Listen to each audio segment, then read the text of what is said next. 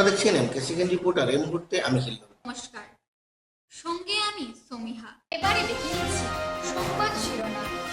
ঈদ উল আজহা উপলক্ষে ব্যাপক প্রস্তুতি শিলচরে।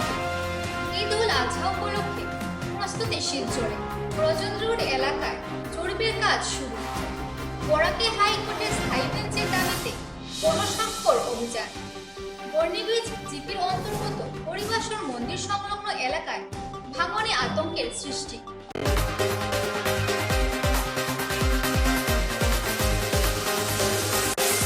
ঈদ উল আজহা উপলক্ষে ব্যাপক প্রস্তুতি নেওয়া হয়েছে শ্রীভূমিতেও। সকাল 7টায় ঈদের নামাজ পরিচালনা করবেন ইমরান হোসেন কাশেমি। ঈদ উপলক্ষে সাজিয়ে তোলা হয়েছে টাউন ঈদগাহ প্রাঙ্গণটি। এখানেই নামাজ পরিচালনা করবেন কাশেমি। অন্যদিকে ঈদগাহ কমিটির পক্ষ থেকে আব্দুল হাকিম চৌধুরী রাজ্য সরকারের এসওপি মেনে চলার জন্য প্রত্যেকের কাছে আহ্বান জানিয়েছেন। আমি আগামীকালকে ঈদ উল আজহার অগ্রিম তৃতীয় শুভেচ্ছা জানাচ্ছি আপনাদের মাধ্যমে। আগামীকালকে করিমগঞ্জ টাউন ঈদগাহ ময়দানে 7 ঘটিকার সময় যদি সুন্দর আবহাওয়া থাকে তাহলে সুন্দরভাবে 7 ঘটিকার সময় নামাজ অনুষ্ঠিত হবে। নামাজ পরিচালনা করবেন মুফতি ইমরান হোসেন কাসেমি সাহেব। অনওয়ার্ড 7টায় আরম্ভ হয়ে যাবে নামাজটা। সেজন্য সবাইকে অগ্রিমভাবে আগে আসার অনুরোধ রাখছি। নামাজ 7টায় হলে সামান্য সময়ই হবে, যেহেতু পরিবেশ বেশি প্রতিকূল আবহাওয়া বেশি ভালো নয়, সেজন্য বেশি লম্বা হবে না। আর সামনের রাস্তার অবস্থাও খুব খারাপ। আমরা দাবি রেখেছিলাম, আজকে শুনেছি আশ্বাস দিয়েছেন যে ঠিক হবে। ভিতরের যে ব্যবস্থা আমরা সেগুলো ঠিক করে নিয়েছি। সুন্দর সুষ্ঠুভাবে নামাজ হবে এখানে।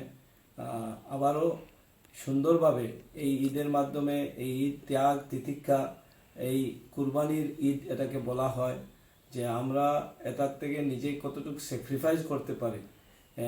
নিজেকে সংশোধনের ক্ষেত্রে, সামাজিকভাবে আমাদের ভ্রাতৃত্ববোধ গঠনের ক্ষেত্রে নিজেকে স্যাক্রিফাইস করে সমাজ গঠনের একটা আহ্বান এই ঈদের মাধ্যমে আমরা জানাচ্ছি। সেজন্য সবাইকে আবারও সমস্ত করিমগঞ্জবাসীর আপামর জনসাধারণকে ঈদের প্রীতি ও শুভেচ্ছা জানাচ্ছি। এসওপিটা ছিলই, আগে ছিল এসওপি ছিল, কিন্তু আমরা সরকারের এসওপির থেকেও বেশি ইম্পর্টেন্ট পেয়েছে মানুষের মনের যেটা আবেগ, সেটা হচ্ছে যে এই গরুকে নিয়ে রাজনীতি মানুষ বন্ধ করার জন্য, গরুকে নিয়ে যে একটা খেওয়াখেওয়ি রাজনীতি আরম্ভ হয়েছে, সেটা বন্ধ করার জন্য আপামর মানুষ এবার দেখেছি যে গরুকে বর্জনের ডাক দিয়েছে। যে গরুর থেকে সরে এসে ছাগলের মাধ্যমে অন্যান্য বেশ বা অন্যান্য যেগুলা আমাদের হালাল তালিকায় যেগুলো আছে সেগুলোর মাধ্যমে বেশি কিছু নেই। আমাদের অল্টারনেটিভ ওয়ে বরাকবেলিতে বেশি কিছু নেই।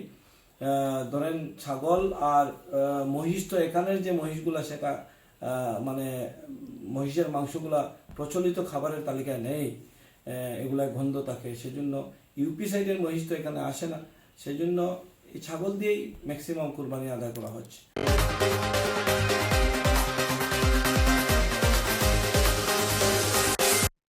ঈদ উল আজহা উপলক্ষে শান্তি সম্প্রীতি বজায় রাখার স্বার্থে গরু কোরবানি থেকে বিরত থাকার আহ্বান জানিয়েছেন শিলচর কাঁঠাল পয়েন্ট মসজিদ কমিটি ও মেহেরপুর ঈদগাহ কমিটির কর্মকর্তারা। গরুকে রাষ্ট্রীয় পশু ঘোষণার দাবি জানানো হয়েছে। ইসলাম কর্মীর বিধান মেনে বিকল্প পশু কোরবানিরও উৎসাহ দেওয়া হয়েছে।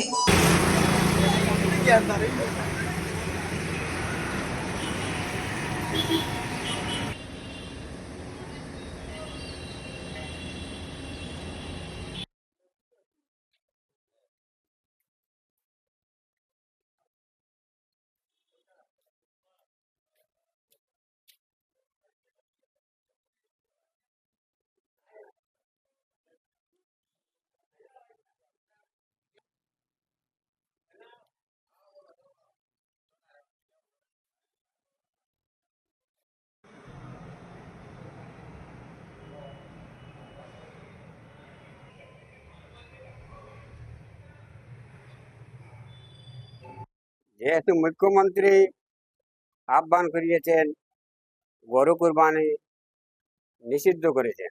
তাই আমরা বিশেষ করে আসামের মুসলিম সম্প্রদায়ের মানুষ আমরাও সিদ্ধান্ত নিয়েছি যাতে এই বছর কোনো গরু কুরবানি দিব না এবং গরুকে জাতীয় পশু হিসাবে স্বীকৃতি দেওয়ার জন্য আহ্বান জানাই।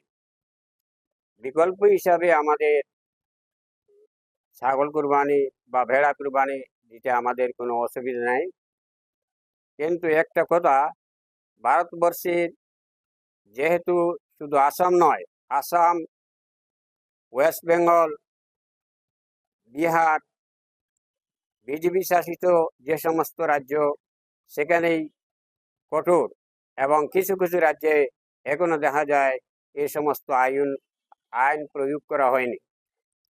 তাই যদি আমরা গোটা ভারতবর্ষের সর্বস্তরের জনসাধারণ আমরা এই গরু কুরবানি যদি কমপ্লিটভাবে আমরা বন্ধ করে দেই তাহলে আমাদের সমাজের শান্তি শৃঙ্খলা বজায় থাকবে।